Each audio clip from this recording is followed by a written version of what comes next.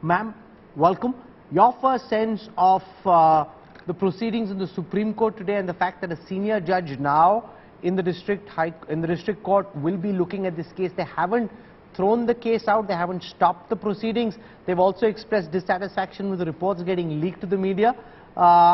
Who do you think the proceedings in court today went in favor of, and who do you think they went against? I don't think there is anything in the proceeding today which went in favor or against as such, because the matter is going to be heard after the vacations are over and it will be taken up then. But be that as it may, what the court did observe, and I think that has become a fairly public statement, even though it's not part of the order, is the fact that, looking at a survey or surveying a historical site is not something which cannot be done with or without the Act, and the fact that ultimately the Act itself is also being questioned and is being considered, rather, let me put it another way, I think itself is one of the biggest hallmarks. So you have the situation where you have the court looking into the matter, where the court is protecting the rights of, for the time being, both the parties, protecting the site in question. So there seems to be a little leverage up for one of the cross sections where the site itself is being protected, rather than to throw out the matter at the first set. So the fact that the court has entertained and is continuing to hear the matter, including ultimately the challenge to the Public Worship of Places Act 1991, I think there is some upper hand here on one side, but we leave it to the court to take a final adjudication on the matter. What's the thinking at this moment in the BJP, as you understand it, on the Places of Worship Act?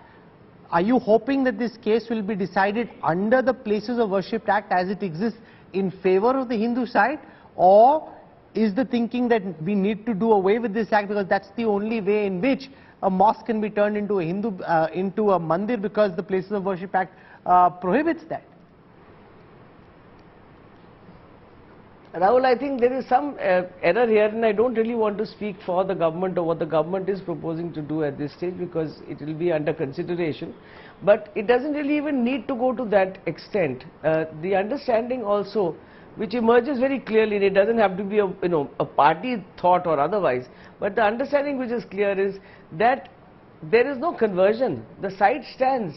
The Shivling stands. There may have been partial destruction. So the Act, in any case, the 1991 Act, only prohibits any issue relating to the conversion of a site from one to the other. So possibly there will be no application of the Act. That aside, I think the second issue regarding the Act itself, 1991, or the constitutionality, the basic structure of a constitution says you must have an adjudicatory mechanism.